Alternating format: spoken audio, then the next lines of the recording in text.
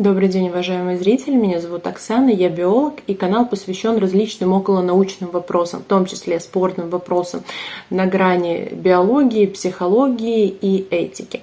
И сегодня мы обсудим как раз один из таких вопросов. Мы поговорим о определении пола у человека и одном из возможных вариантов развития нарушения при половом развитии. И этот вопрос, собственно, эта тема, она вызвана таким недавним скандалом, нашумевшим в СМИ, когда две спортсменки победили в Олимпийских играх, соревнованиях, да, заняли призовые места, получили золотые медали в соревнованиях по боксу. И они вызвали волну хейта в свой адрес в связи с тем, что их обвиняют в трансгендерности. И мы попытаемся разобраться, так ли это, что такое трансгендерность, транссексуальность, в чем разница между этими понятиями и справедливы ли вообще эти обвинения, с чем могут быть они связаны. Насколько вы знаете, в спорте такие скандалы – это не редкость. Регулярно возникают вопросы о том, действительно принадлежат ли какие-то спортсменки к женскому полу. Существует даже много тестов, которые позволяют достоверно определить принадлежность к тому или иному полу. И сегодня мы обсудим эти вопросы. Мне хотелось бы, чтобы по окончании этого видео вы сформировали какое-то свое отношение, да, хотя мы не определяем, собственно, то, кто с кем соревнуется, но мы можем сформировать какое-то свое отношение как люди к данному вопросу. И вообще мне интересно, насколько вам такие темы вызывают у вас отклик, насколько вам хочется еще об этом слушать. Возможно, вы напишите какие-то ваши пожелания. Для начала хочу предложить вам вот такое вот задание. Посмотрите, пожалуйста, на этих двух женщин и подумайте, что их может объединять. На первый взгляд ничего общего, они имеют разную расовую принадлежность, разные телосложения и, видимо, род деятельности. Однако есть одно неочевидное свойство, которое их объединяет, а именно они являются генетическими мужчинами. Как это возможно, как происходит развитие подобного фенотипа на базе мужского генотипа, мы будем разбираться в течение видео. А сейчас давайте поговорим о сути того скандала, который произошел на Олимпийских играх. Итак, две спортсменки Иман Хилиф из Алжира и Линь Юйтин из Тайваня получили золотые медали в женских соревнованиях по боксу. И, соответственно, в отношении их высказаны были предположения о том, что они являются трансгендерами. Основанием для этого было, во-первых, их выступление очень убедительное, да, они оказались явно выше уровнем, чем соперники, и поводом для того, чтобы заподозрить их в трансгендерности, стало заявление председателя Международного комитета Международной ассоциации бокса. А именно оно касалось того, что в 2023 году их отстранили от соревнований в женской лиге, от женских соревнований, потому что они не прошли гендерный тест. Гендерный тест в ассоциации бокса заключается в поиске Y-хромосомы. То есть у нас есть некоторое официальное, можно сказать, подтверждение того, что девушки действительно имеют Y-хромосому.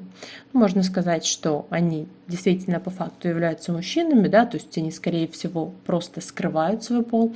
Однако, как мы поймем, это может быть вовсе не так. И вопрос определения пола не настолько прост. И как раз в спорте высоких достижений этот вопрос изучен очень хорошо. На самом деле трансгендерная представленность в спорте высоких достижений довольно широкая. Очень часто спортсменки, которые выступают в женских зачетах, соревнуются с женщинами, действительно оказываются мужчинами, и это выявляют различными способами. Давайте разберем несколько примеров для того, чтобы в этом убедиться. Вот по центру вы видите Рене Ричардс. Это первая спортсменка-трансгендер, которая заявила о том, что она испытывает гендерную дисфорию, да, то есть она не довольна своим биологическим полом, и она чувствует себя женщиной, и она стала выступать самая первая в женских соревнованиях по теннису. Она также стала впоследствии тренером и ну, довольно успешно выступала. Надо сказать, что это случилось довольно поздно, уже после того, как ей было 40 лет. До этого она имела карьеру врача, да, в мужском, скажем так, амплуа, но потом решила сменить свой гендер. Итак, насколько известно, она не совершала гендерного перехода, то есть не делала операцию и гормональную терапию. Таким образом, она не является транссексуалом. Другой пример, более, скажем так, успешный, да, более справедливый, на наш взгляд, это является пример Кейтлин Дженнер, которая была Брюсом Дженнером долгое время, практически 40 лет своей жизни, и выступала она в спорте именно как мужчина в мужском зачете. Брюс соревновался в десятиборье, он победил также на Олимпийских играх и установил мировой рекорд на то время. Однако уже после завершения своей спортивной карьеры он заявил о гендерной дисфории и совершил гендерный переход, то есть пластическую операцию. Он получал гормональную заместительную терапию. Можете вот посмотреть на результат. Действительно стала такая роскошная женщина, которую на первый взгляд не заподозришь, да, в том, что она когда-то была мужчиной. Но суть все-таки заключается в том, что она соревновалась с мужчинами, и после своего перехода она стала активисткой, которая защищает как раз-таки женщин в спорте. То есть она выступает против трансгендеров в спорте, против того, чтобы они соревновались в женских зачетах.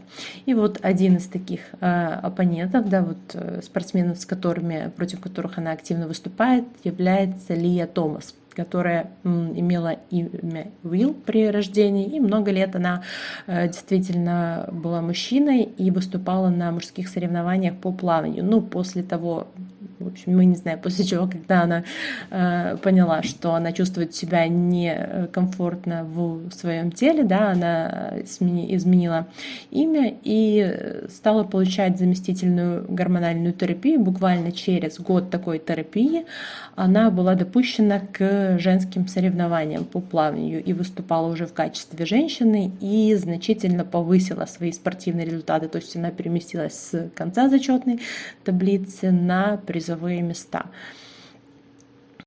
И именно подобные случаи вызывают основной хейт в адрес трансгендеров на Олимпиадах, да, и вообще в спорте. И, собственно, вокруг этого основной скандал и разгорелся. Итак, давайте теперь разберемся в том, и сейчас как раз нужно разобраться в том, как определяется пол у человека. Пол по определению является совокупностью признаков и свойств организма, которые определяют его роль в воспроизводстве потомства. То есть мы понимаем, что биологическая функция пола в любом случае это обеспечение репродукции и репродуктивного успеха.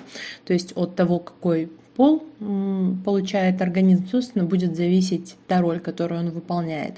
И, соответственно, нарушения, которые возникают при формировании пола, ведут к утрате репродуктивной функции. Таким образом, биологический пол при этом нарушается. Да? Однако это не единственное определение пола. Кроме генетического определяют также гонадный пол, который зависит от развития половых желез, гормональный, который можно определить по соотношению половых гормонов, и также соматический, который мы можем определить по развитию половых признаков, по внешнему виду. Таким образом, все эти понятия входят в биологический пол. Однако существует также такое понятие, как психологический пол, когда как раз-таки человек себя может идентифицировать не со своим, а с противоположным полом. Вот как раз-таки в данном случае и идет речь о гендерной дисфории, которую люди зачастую решают посредством изменения пола. Итак, как известно, определение пола у человека генетическое, то есть то, в каком направлении будет развиваться индивид, зависит именно от того, какие хромосомы он получает. Кроме соматических хромосом, аутосом, которые отвечают за формирование тела, присутствует пара половых хромосом. И когда особь не получает Y-хромосому, она развивается по женскому типу. Когда же попадает Y-хромосома, вне зависимости от количества Y-хромосом, да, которые могут меняться при разных нарушениях, развивается мужская особь. Таким образом, и это нужно запомнить, что по умолчанию у человека развивается женский пол. Нормальная самка, соответственно, содержит две половых X-хромосомы, одна из которых инактивируется в каждой клетке, и нормальный самец держит одну X и одну Y-хромосому. И давайте сейчас посмотрим, какие же подходы к определению пола разрабатывались в спорте, поскольку, опять-таки, как я уже говорила, это сфера, в которой этот вопрос стоит наиболее остро. Итак, исторически первым тестом на определение пола был поиск телец Барра. Тельце Барра — это как раз и есть та самая одна из двух X-хромосом, которая инактивируется. Дело в том, что для того, чтобы компенсировать дозу генов, которая получается из двух X-хромосом, для того, чтобы они не дублировались, одна из X-хромосом инактивируется. Эта инактивация происходит в несколько этапов в процессе индивидуального развития. Они выборочно сначала инактивируются, затем реактивируются и вновь инактивируются. И таким образом организм получает в разных клетках разные активные X-хромосомы, либо материнскую, либо отцовскую. И это один из источников изменчивости у самок, которые обеспечивают большее разнообразие. Сам внутри генетическое разнообразие самки, да, по сравнению с самцом. И вот поиски этого тельца Барра — это такой уплотнение в клетке. Вот вы можете увидеть, первое — это окрашенный обычный препарат, второе — это уже современными методами флуоресцентно покрашенная клетка. Как раз таки под ядерной мембраной, вы видите ядро, находили вот это вот тельце Барра. Однако со временем оказалось, что данный тест не является достоверным абсолютно во всех случаях, потому что существуют варианты, когда X-хромосом несколько, однако при этом присутствуют также Y-хромосомы, и могут находиться тельца Барра, таким образом давать, скажем так, ложноположительные результаты, да, на женский пол. И этот тест позже был устранен. После этого в некоторых организациях использовалась непосредственно поиск Y-хромосом. Если Y-хромосома в наличии, значит, собственно, данный индивид является генетическим мужчиной. И в данном случае вот как раз-таки можете посмотреть, вот я вам привела пример кариотипа, это так называемый ядерный набор хромосом, который содержится в ядре. И вот вы видите выделенную пару X и Y хромосомы, они очень сильно отличаются друг от друга. Естественно, когда выделяются из ядра, да, это все так вот не разложено.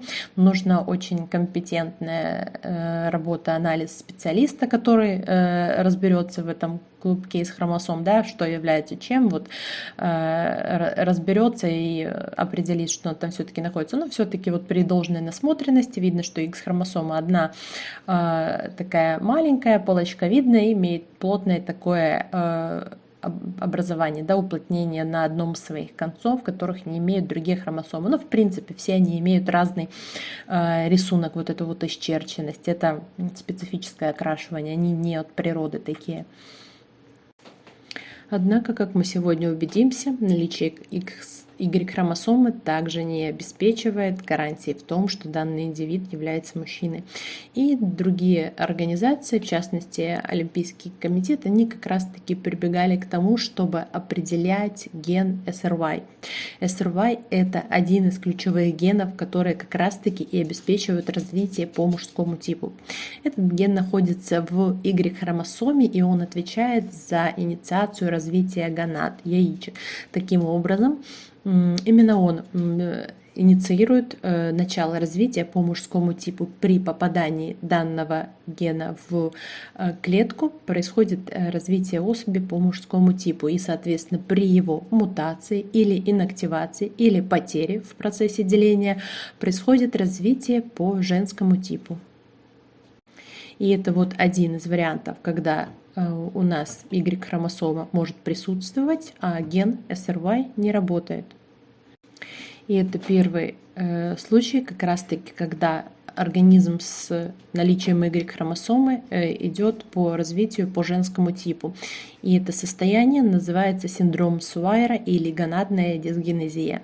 Это первый случай, который мы с вами разберем. Таким образом, когда организм не получает сигналов о формировании гонад, мужских гонад, он развивается по женскому типу. Однако наступает вовремя менструация, и это то, что заставляет их впервые обратиться к врачам, поскольку все остальное, внешние половые органы у них полностью формируются по женскому типу. Чем характеризуются еще эти люди? Они могут иметь более высокий рост, поскольку из-за недостатка половых гормонов не происходит закрытие зон роста вовремя, это важно. И с другой стороны, их матка и яичники могут быть развиты недостаточно. Также, если присутствует ткань яичек, ее обычно рекомендуют удалять. И вот вы можете увидеть примеры двух. Обычно, то есть это достаточно такое скрытое состояние, да, латентное, и оно не видно для окружающих. Однако есть люди, которые сами заявляют о наличии данного синдрома. Обычно они являются интерсекс-активистами, то есть пропагандируют и распространяют информацию о существовании вариаций пола. И вот вы видите здесь как раз я привела два примера таких женщин. Это Сара Форсберг, она является певицей в США, и вторая, насколько известно, она имеет традиционную сексуальную ориентацию и, как видите, достаточно такой женственный фенотип. И, по-видимому, она получала гормональную терапию, поскольку, как раз вот ее внешний вид, да, фенотип, он об этом говорит. Еще известно, что она активно долго боролась с лишним весом, а как раз это часто является побочным эффектом терапии эстрогенами. И второй пример – это Арислейда Дилоне. Она тоже является публичной личностью, да, она является режиссером. И как раз-таки вы видите, что у нее такое менее феминизированное тело, да, и она сообщает о своей нетрадиционной сексуальной ориентации. Можете посмотреть на этих женщин, сравнить их, и видно, что они обе носят джинсы. В общем-то, вот все, что можно сказать об этом. Еще они имели длинные волосы, но Арислейда их обрезала в последнее время, причем она это сделала публично, как раз-таки заявив о своей интерсексуальности. Частота этого состояния примерно один случай на 80 или 100 тысяч.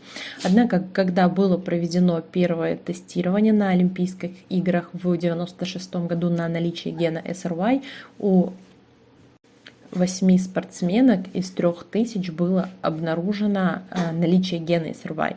Таким образом, вы понимаете, что частота намного выше, чем в среднем в популяции.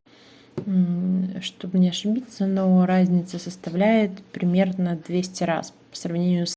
То ли это действительно преимущества, которые имеют данные спортсменки, да, благодаря своему состоянию, то ли же разница в диагностике, поскольку массового скрининга, как известно, не проводится, и, возможно, частота скрытых латентных форм, когда женщины просто не обращаются к врачам в связи со своим состоянием, она может быть выше, чем предполагается. И в связи с этим был назначен, скажем так, выбран, да, для тестирования еще один показатель. Это уровень тестостерона. Казалось бы, он самый очевидный, да, и как раз он не всегда связан с полом, но в итоге вот организации решили то, что поскольку существует некое генетическое разнообразие, то справедливо будет смотреть на уровень тестостерона. как показатель некоего физиологического состояния спортсмена, атлета. Что вообще известно в отношении тестостерона? Ну, во-первых, известно, что это стероидный анаболический гормон, то есть он имеет жировую природу и способствует анаболизму, то есть синтезу веществ. На уровне организма, на уровне физиологии тканей он обеспечивает уплотнение костей, рост мышечной массы, и в целом рост организма, и даже влияет на психические функции, увеличивает целеустремленность, азарт, да, и вот этот вот боевой дух, как раз-таки то, что считается мужскими чертами, он может усиливать. Опять-таки не у всех, если изначально организм к этому предрасположен, то есть изначально мужчины и женщины, которые чувствительны к тестостерону, которые склонны к такому поведению, повышение уровня тестостерона действительно может оказывать на них такое стимулирующее воздействие. Референтные значения уровня тестостерона следующие. Для мужчин они составляют порядка 10 до 35 наномоль на литр, а для женщин в 10 раз меньше, от 0,25 до 3,5 наномоль на литр. Но при массовом скрининге спортсменов на уровень тестостерона оказалось, что порядка 15% мужчин и женщин имеют значение, заходящее в область другого гендера, другого пола. И если в случае с женщинами это, в общем-то, объяснимо, это связано с повышенной нагрузкой, да, с их образом жизни, образом тренировок интенсивных, то как раз-таки в случае с мужчинами возникает вопрос, поскольку все-таки это спортсмены, которые достигли уже определенного уровня, да, дошли до уровня соревнований, но тестостерон у них находится ниже уровня половой нормы. Таким образом, это может говорить о том, что уровень тестостерона не является определяющим в успехе спортсмена. Посмотрите, пожалуйста, на такие сравнительные диаграммы, которые показывают как раз-таки уровни тестостерона у мужчин и женщин. Видно, что у мужчин он значительно выше в эмбриональном периоде, что обеспечивает формирование пола и в том числе формирование мозга, да, половых особенностей. Значительный пик присутствует после рождения у мальчиков, который отсутствует у девочек. И затем они почти уравниваются, достигая несоизмеримого всплеска у мужчин в период пубертата, то есть в период полового созревания как раз-таки и вот этот тестостерон обеспечивает как раз-таки созревание мужчины и обеспечивает его фертильность. Если сравнить распределение уровня тестостерона у мужчин и женщин, вот на втором графике вы видите, что у женщин уровень намного ниже, они более однородны, тогда как у мужчин существует значительно более широкая вариация. Вы можете увидеть, что вот у женщин буквально 50, здесь в пикограммах на миллилитр, то есть 50 единиц, будем говорить, составляет этот разброс, тогда как у мужчин он составляет больше 100 единиц, от 50 до 150 пикограмм. Таким образом, мы видим, что действительно уровень тестостерона является предиктором пола, да? Он является определителем. Но с учетом тех особенностей, которые мы уже сказали, мы понимаем, что это не абсолютно. И сейчас мы с вами обсудим еще одно состояние, которое полностью нивелирует это влияние. Это синдром нечувствительности к тестостерону. Как мы сказали, тестостерон является гормоном, и он воздействует на ткани через рецепторы. Если нет рецепторов, гормон никак не может осуществить свою функцию, каков бы уровень его не был в крови. Таким образом, нарушение, мутации в рецепторе тестостерона приводят к потере чувствительности к нему и, соответственно, потере ответа тканей, физиологического ответа на тестостерон. Такое состояние известно под названием синдрома нечувствительности к андрогенам, нечувствительности к тестостерону, и также оно называется синдром Морриса по названию врача, который впервые описал подобных женщин, и также известно такое расхожее название, как синдром тестикулярной феминизации. Все это синонимы, и они описывают как раз-таки то состояние, когда организм не способен отвечать на андрогены. И если происходит мутация, которая полностью выключает рецептор, делает его нечувствительным, это является полным синдромом, и такие женщины развиваются полностью по женскому типу. при наличии Y-хромосомы, при наличии гонад, при наличии высокого уровня секреции тестостерона у них не развивается мужской фенотип. И давайте я вас ознакомлю с некоторыми случаями, с некоторыми кейсами, да, мне кажется, это интересно. О данном синдроме известно гораздо больше, да, то есть люди больше сообщают о себе, чем о синдроме Свайера.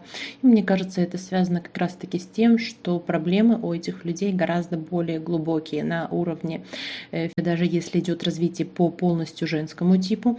Матка обычно отсутствует, ну, матка и яичники отсутствуют, то есть присутствуют только внешние половые органы. Итак, давайте разберем некоторые примеры. Ну, во-первых, стоит начать с того, что когда заходит речь о данном синдроме, обычно вспоминают Жанну Дарк. Действительно, некоторые исследователи считают, что она имела данный синдром, ну, на основании ее поведения, внешнего вида, да, там, описания современниками. Достоверно это установить, конечно, невозможно, но, в принципе, такая гипотеза существует. Следующая спортсменка, как раз-таки, которую мы с вами обсудим, это Семеня Кастер. И она является, наверное, одной из самых известных представительниц данного синдрома, потому что как раз-таки вокруг ее победы в Олимпийских играх были очень активные дискуссии. Она подавала в суд на Олимпийский комитет, да, кто это, собственно, решает, принимает эти правила, в том, чтобы ей не назначали гормональную терапию по снижению уровня тестостерона, поскольку ее уровень тестостерона был действительно выше, чем среднее референтное значение пола, а для данного состояние, в общем-то, это очень характерно. Мы с вами смотрели, что уровень тестостерона мужчин и женщин отличается в порядка 10 раз. Так вот, у женщин с синдромом тестикулярной феминизации он может достигать половины значения мужских, то есть максимальных значений, да, мужских, то есть полностью уходить в мужскую норму. Но при полной нечувствительности, опять-таки, к тестостерону он не имеет своей физиологической функции. Поэтому теоретически, с медицинской точки зрения, действительно такое снижение гормональной терапии, она не является целесообразной. Ну, в общем, вот Семеня как раз-таки известна тем, что она долго, опять-таки, судилась, да, с спортивными организациями за отмену этой терапии. Ну, вроде как победила она в этих судах, но тем не менее уровень тестостерона до сих пор определяется. Итак, следующая представительница – это Джулия Ванг. Возможно, вам она известна по передаче «Битва экстрасенсов», возможно, вы просто видели где-нибудь эту шикарную женщину, да, вот посмотрите, она действительно имеет очень феминный вид, такой утрированной женственности, она подчеркивает свою сексуальность, но со временем, уже после всех этих телевизионных шоу, она как раз-таки решила заявить о том, что, ну, то есть о своем состоянии, и стала позиционировать себя как мужчина, вот изменила свою внешность, ну, в общем-то, для таких эпатажных, эксцентричных людей, да, возможно, такие вот вещи не являются слишком удивительными. В общем, она полностью, как вы видите, изменила вот свой на верхних фотографиях. Да, вы можете увидеть свой внешний облик и действительно стала похожа на мужчину. Довольно правдоподобно ей это удалось. Итак, следующая, тоже одна из известных мировых активисток, это модель Ханна Габи Отель. Она имеет также полный синдром тестикулярной феминизации. У нее такое, ну, в общем-то, классическая модельная внешность, такое астеническое телосложение, роста выше среднего. И она как раз известна своей активной популяризации данного состояния. Она открыто об этом заявляет достаточно давно. Еще одна интересная в данном контексте личность — Шерон Роуз Кумала. Кумала, да, наверное, произносится фамилия. Это южноафриканская модель и победительница конкурса красоты Miss ЮАР. Действительно, женщина, да, с полностью женским фенотипом, очень такими выраженными формами, вторичными половыми признаками, но она узнала о своем состоянии в возрасте, но опять-таки, если верить ее словам и прессе, да, которая пишет об этом, она узнала о своем состоянии в возрасте 26 лет. То есть до этого возраста она активно была занята модельной деятельностью, да, участием в конкурсах красоты. Ее, в общем-то, не беспокоило отсутствие менструаций, но и она думала, связывала это с сниженной массой тела. То есть она говорит, что когда обратилась к врачу, она думала, что, скорее всего, дефицит массы тела это как раз та причина, которую нужно устранить. Но оказалось, что проблема намного глубже, да, у нее действительно обнаружилась Y-хромосома, и, в общем-то, она тоже рассказывает об этом, да, то есть является тоже, можно сказать, популяризатором данного синдрома. И что еще интересно в связи с этим всем вышесказанным, у данных женщин тоже такой признак, да, который является характерным маркером при всем внешнем женском фенотипе, отсутствует вторичный волосяной покров, то есть волосы лобковой и подмышечных впадинах тоже такой вот маркер, который позволяет наряду с отсутствием менструации заподозрить наличие данного состояния. Ну, в общем, это, конечно, такой косвенный, поэтому определять не нужно, если есть какие-то проблемы, нужно идти вовремя обращаться к врачам. И давайте вот рассмотрим еще один примеры, тоже не такие известные личности селебрити, тем не менее это тоже женщины с данным синдромом, которые заявляют о своем состоянии, интерсекс-активистки, вот блогеры, да, известные личности, а вот вверху вы видите женщины, как раз на общей фотографии, это сообщество людей с данным синдромом, вы видите, что они напоминают совершенно разных, да, абсолютно нормальных женщин, то есть вряд ли бы вы заподозрили, что с ними что-то не так по внешнему виду. Но, друзья, не всегда все бывает так хорошо, как в случае с этими женщинами, да, хотя, если это можно так сказать, поскольку все-таки, как мы сказали, репродуктивная функция у них отсутствует. Но бывают состояния еще более тяжелые, как это ни странно, синдром частичной или легкой андрогенной нечувствительности.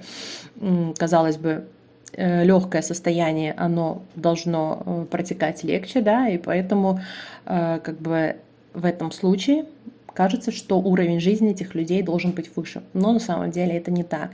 В случае легкой нечувствительности внешние гениталии субъекта могут иметь действительно мужской фенотип, однако они обычно недоразвиты. То есть это микропенис, да, и яички, которые, скажем так, могут быть опущены полностью, могут быть не опущены в мошонку на свое место, могут находиться внутрибрюшинно. И очень часто у них нарушен сперматогенез, то есть может быть полностью или частично нарушен сперматогенез. Но в некоторых легких случаях действительно может происходить такое, что они еще сохраняют свою репродуктивную функцию. Они имеют слегка евнухоидное телосложение, то есть рост груди, ожирение по женскому типу, но в то же время, опять-таки, недоформированные, да, гениталии, но в то же время часть сперматозоидов у них имеют нормальную активность, подвижность, и при желании они могут иметь детей.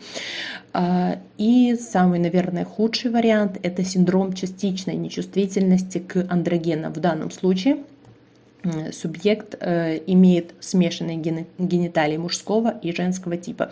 И сейчас будет небольшой такой шок-контент. Если вы не переносите контент натуралистического содержания, пролистайте просто до следующего тайм-кода.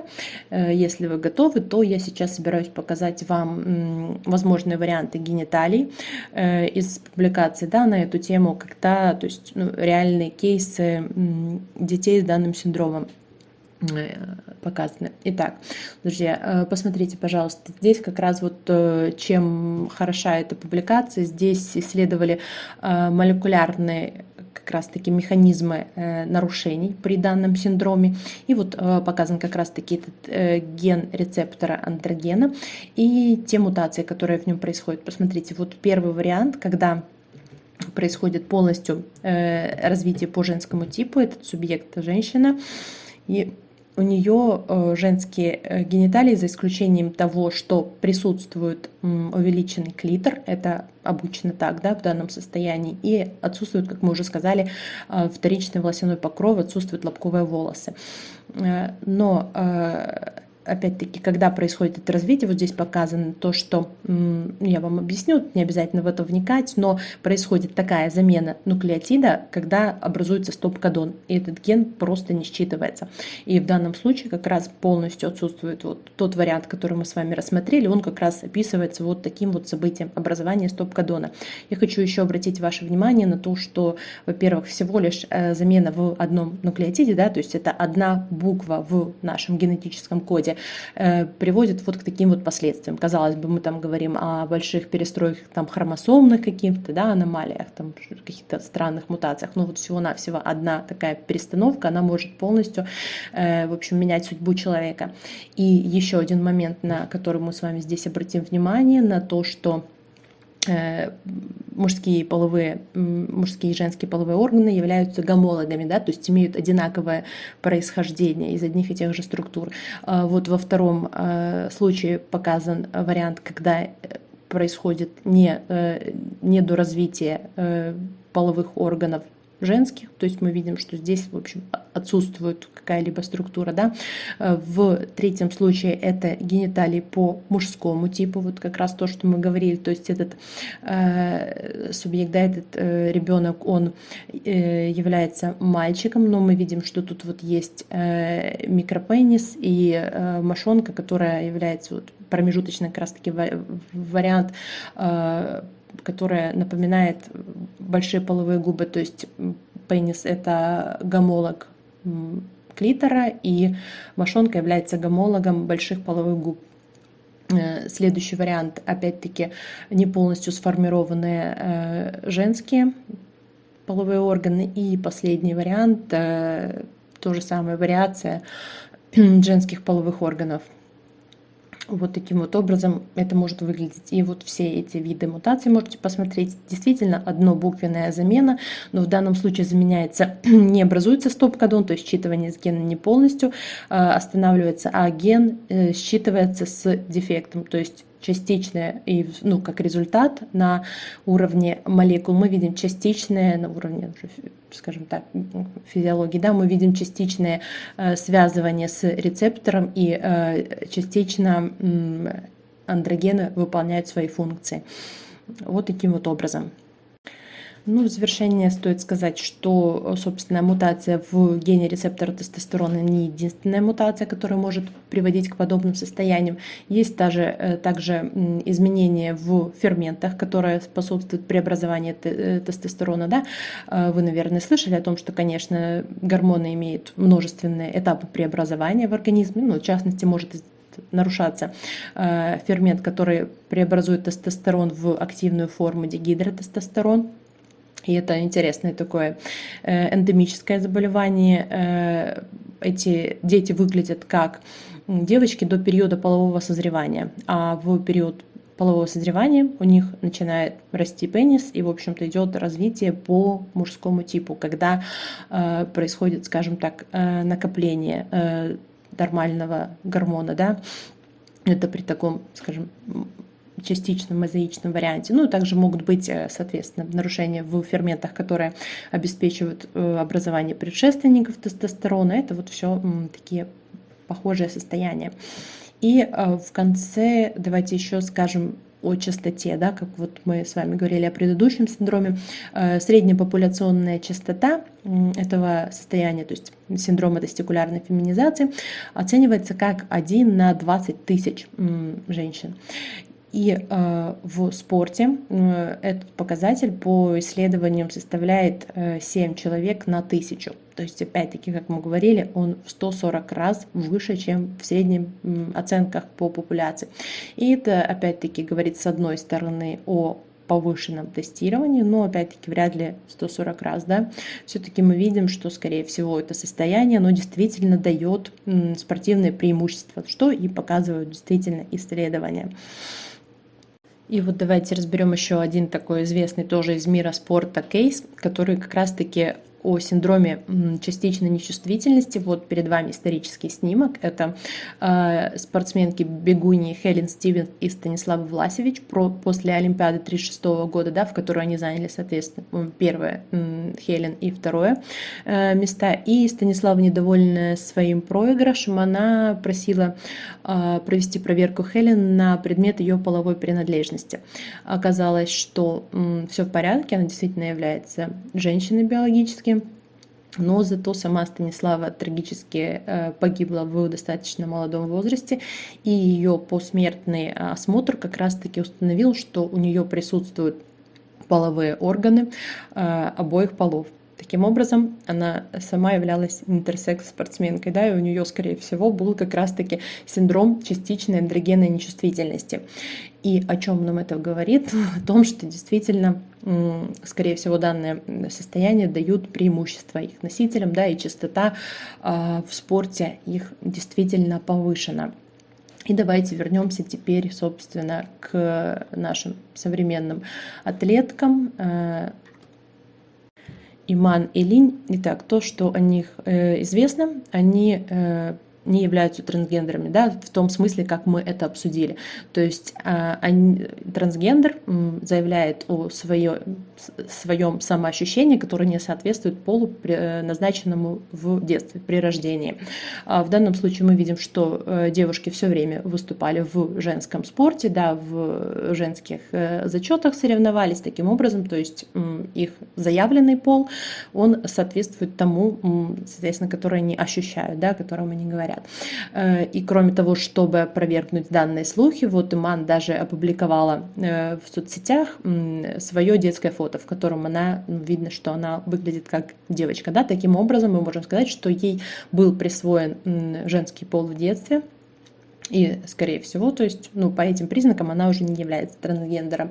Но поскольку все-таки Y-хромосома у них была обнаружена, да, по официальному заявлению Ассоциации бокса, скорее всего, они действительно имеют какое-то из этих интерсекс состояний. Вот таким вот образом. Ситуация, в общем, лежит действительно сейчас в такой этической плоскости, да, и опять там, спортивные комитеты должны, организации соответствующие, решать, как быть с такими людьми, потому что у них действительно есть некоторые преимущества, да, которые подтверждаются исследованием, но с другой стороны, если начать глубоко изучать все преимущества, которые имеют спортсмены, окажется, что они действительно, многие из этих преимуществ, да, они лежат в нашей генетике.